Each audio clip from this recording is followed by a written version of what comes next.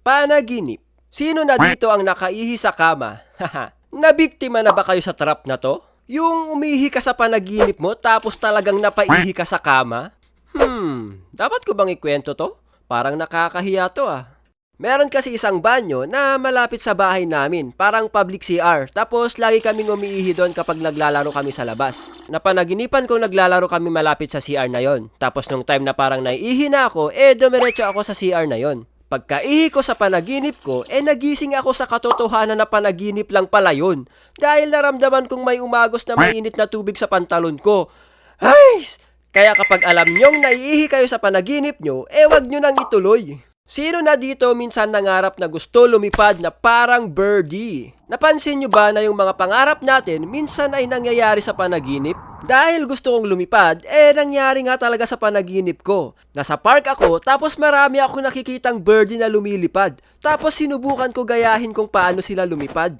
Ang ginawa ko, bumwelo ako. Tumakbo ako, tapos ginamit ko yung kamay ko para makalipad. Eto yung weird na nangyari. Lumaki yung kamay ko.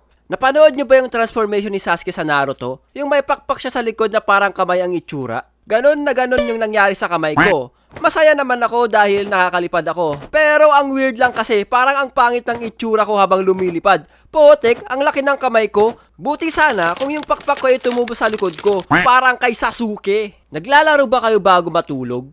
Naranasan nyo bang mapanaginipan yung mga nilalaro nyo? I am the hunter!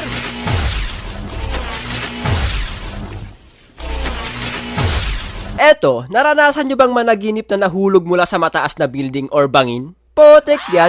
Kadalasan napapanaginipan ko yan kapag natutulog ako sa classroom noon Yung biglang magugulat sa upuan mo dahil napanaginipan mo na nahulog ka at bumagsak ka mula sa mataas na building. Lecheng yan. Sinong loko-loko dito na mahilig bang asar ng aso?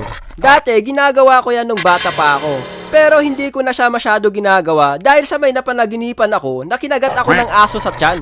Pagkagising ko, hinawakan ko yung tiyan ko dahil ramdam ko talaga yung baon ng mga ngipin ng aso. Kahit na panaginip lang yon. Sheesh! Meron daw kaming alagang baboy sa panaginip ko at dahil kainan time na nila, pinuntahan ko sila para pakainin. Pagpunta ko doon ay nagulat ako dahil may malaking ahas na nakapulupot sa kanya. What the heck? Tumakbo ako pabalik sa bahay para isumbong sa tatay ko na may malaking ahas sa kulungan ng baboy. Kumuha kami ng itak at pinagtataga namin yung malaking ahas na yon. Grabe pala talaga nagagawa ng panaginip, no? Nagiging matapang ka.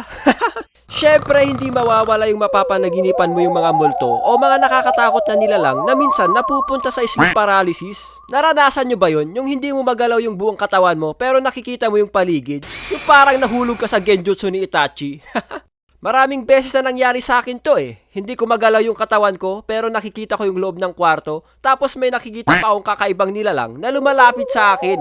Hindi klaro yung mukha, pero potek yan, takot na takot ako. Tapos sigaw ako ng sigaw, na parang nakukuha ko na yung pinakamataas na nota. Sabi nila, igalaw-galaw mo lang daw yung mga daliri ng kamay mo, or yung paa mo, para magising ka. Pero para sa akin, hindi siya effective. Kaya ang ginagawa ko na lang, nilalabanan ko yung sleep paralysis. Pinipilit ko talaga gumising kahit na anong mangyari. Sabi naman ng mga researchers, nangyayari daw ang sleep paralysis kapag kulang ka sa tulog, or sobra ka nang na-stress. Parang totoo naman kasi meron yung mga time na wala akong tulog dahil sa pag-animate. Tapos stress pa ako. Ayun, para na akong sinasaniban sa kama. Nasubukan nyo na ba mapanaginipan yung mga apocalypse? Tulad ng zombie apocalypse, yung feeling mo parang ikaw yung mga karakter na napapanood mo sa High School of the Dead, Walking Dead, Train to Busan, All of Us Are Dead, at kung ano-ano pang mga zombie movies dyan. Napapanaginipan ko siguro ito dahil gusto ko yung thrill ng zombie apocalypse. Yung paano sila tumakas sa mga zombies at kung gaano sila ka-creative gumawa ng armas panlaban sa mga zombies. Pero syempre ayoko naman mangyari yan sa totoong buhay. 'Di ba? Ano na lang magiging amoy at itsura ng mundo pag nagka-zombie apocalypse? Isa pang napanaginipan ko yung grabing pagbaha. May ilog malapit sa amin tapos malakas yung ulan. Hindi ko alam kung anong ginagawa ko sa panaginip ko pero tinititigan ko lang yung ilog kung tumataas ba siya or hindi. Sa una, okay naman, parang hindi naman siya tumataas. Umalis muna ako sa bintana, tapos pagkabalik ko, yung tubig ay nasa baba na ng bahay. Tinangay ng tubig yung bahay namin, tapos unti-unti siyang nasisira. Wala akong nagawa kundi tumalon sa tubig, kung saan ako dinala ng agos ng tubig. Hindi ko nga alam kung paano ako nakasurvive sa baha na yun Sheesh!